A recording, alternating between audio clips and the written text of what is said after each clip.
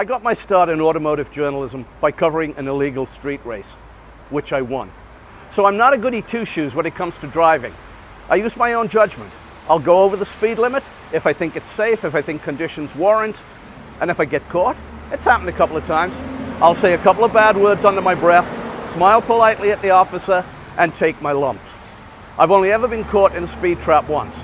It's complete carelessness on my part. Usually I can tell where they're likely to be. Stretch a road where the speed limit looks unreasonable, but you never know. Over the hill, around the bend, might be a built-up area, a school, a pedestrian crossing.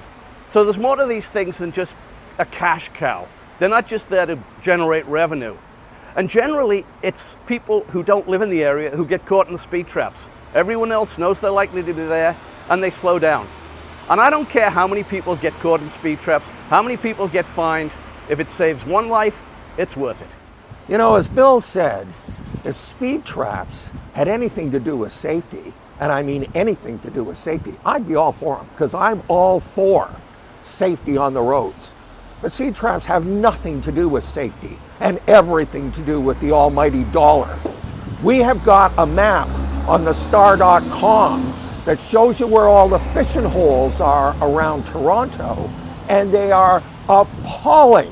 We got one right over here at the foot of Yonge Street at the lakeshore, where forever and ever you've been able to turn left from 2 lanes off the lakeshore onto Yonge Street, and it's now down to 1 lane for no other reason than the police can sit there and nail people making illegal left turns. It's appalling. I'll tell you my favorite story. I used to commute to Kingston all the time. At 3 o'clock in the morning, I was not going 100 kilometers an hour. And this is back in the glorious photo radar days. I'm on a long stretch of road down near Belleville.